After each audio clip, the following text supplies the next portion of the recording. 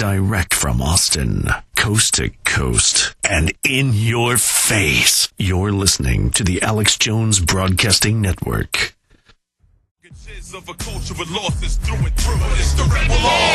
All right, folks, we are live. It's the Sunday edition of the InfoWarrior, and we are going to be covering the complete and total collapse of the dollar. We're also going to be talking about this big protest over in D.C. It's kind of upsetting to me that Glenn Beck is getting all the credit for this, but it's nice to see that this is the largest outcry ever and that people can take to the streets even if they don't know the exact issues that they're talking about or voting on. Why are we covering the collapse of the dollar? Well, because Forbes has said it has collapsed. And I want to do a little review for people. Because I typed in dollar collapse Forbes to see what I was going to get. And sure enough, about 2 years ago, now remember, InfoWars was telling you the economy's going into the tubes and the dollar's going to collapse. This is what Forbes was telling you June 20th, 07. So a little bit over 2 years ago. One of the popular doomsday scenarios is that the Chinese, maybe even the Japanese, begin to dump U.S. treasuries. Totally and completely happened. Completely happened. In fact, the big headline 3 days ago was that China wants a new world reserve currency. And remember, they already kind of did this at the G20 earlier this year. It's the SDR, the Special Drawing Rights Unit. And you can just type in SDR conversion rate, okay? When you go to SDR conversion rate, you'll see that the dollar is about 63 cents. It's not even top dog. It's not even close to a one-to-one conversion. I think the pound is a little higher. Last time I checked, I think the dinar was the tops. But listen to this.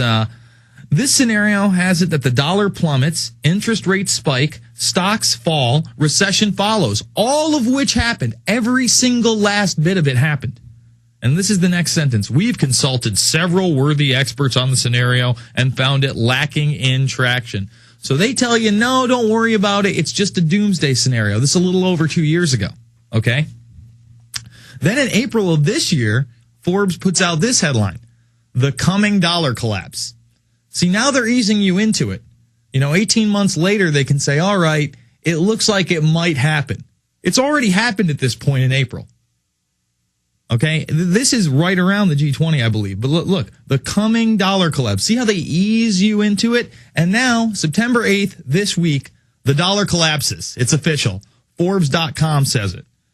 The U.S. dollar reached its lowest point against the euro this year in a myriad of forces, including rising global stocks and commodities prices, low interest rates, and investors diversifying out of treasury debt and into other assets, including U.S. stocks, with the Dow Jones Industrial Average approaching 9,500 in late afternoon trading.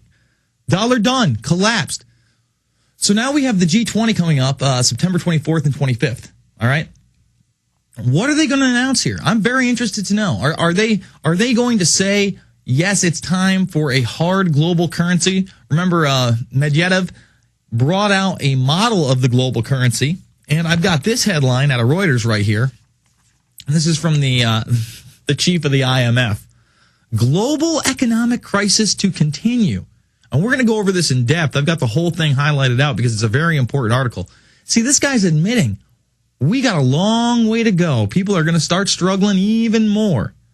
Meanwhile, I watched President Barack Obama last week, and he actually said, we took the economy from the brink of disaster, and now we have a recovery. Things are looking up. Give me a break. What kind of propaganda is this? It's disgusting. It's disturbing. And I couldn't believe what I was hearing. He said things like, you will be required to have health insurance the same way most states require you to have auto insurance. Very blatant, very blunt about that. We're going to be taking your calls, 888-201-2244 or 512-646-1776 on these topics and anything else you want to talk about. Maybe I'm missing some stories, but we're really going to get, gold right now, as the dollar collapses, over 1,000. Just shooting up. Why? Because this is a hard currency. This is actually worth something. The cat's out of the bag. The dollar ain't worth anything. We'll be back after this. It's the InfoWarrior. Go check us out at Infowars.com and PrisonPlanet.tv. The good old folks at New Silver Solution. And the website is super supernaturalsilver.com. Supernaturalsilver.com. This is something that kills bacteria, viruses, you name it, well documented. They've got it down to a super small nano-sized particle. Supernaturalsilver.com. Check them out at INFOWARRIOR.com. Supernaturalsilver.com.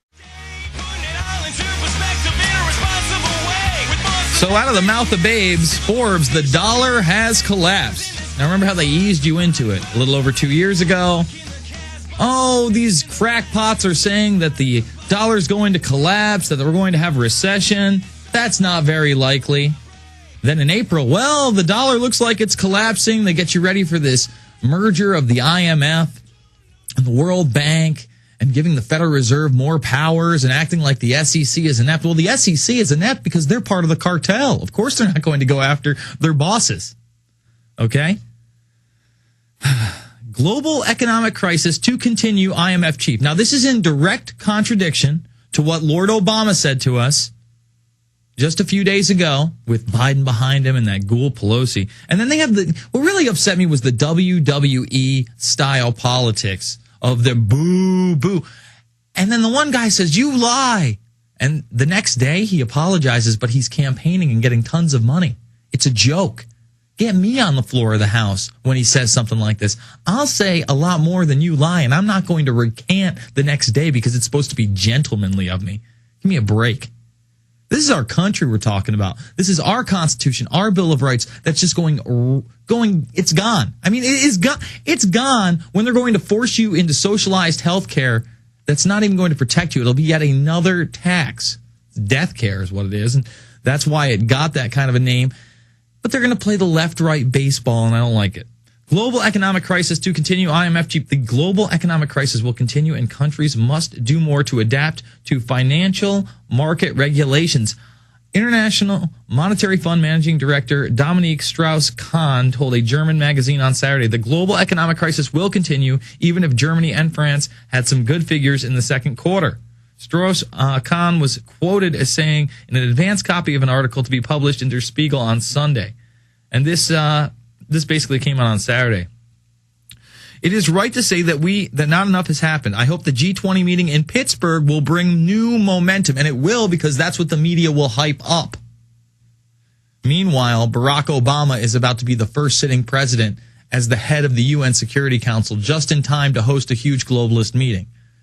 Just as the UN says that they need a new global reserve currency. Do you understand what this is about? This is about a big consolidation of power. This is about globalism. This is about gutting the dollar so it is no longer a currency. Without new rules, we will return to our old behavior. They need new rules. And here it is at the end, the crescendo. Okay? He says that they need exit strategies, ways to get out of currencies. In other words, we might need a way to get out of the dollar. He also said the IMF had sufficient resources for now, but if the body were to take an additional responsibility, it needs to coordinate a financial safety net for countries in financial difficulty. So in other words, let's give them even more power. We haven't given them enough. Again, global economic crisis to continue. Expect big news during the G20. They're probably just going to announce their global currency. It'll probably be a hard currency. It's not even going to be the SDR unit. It's unbelievable.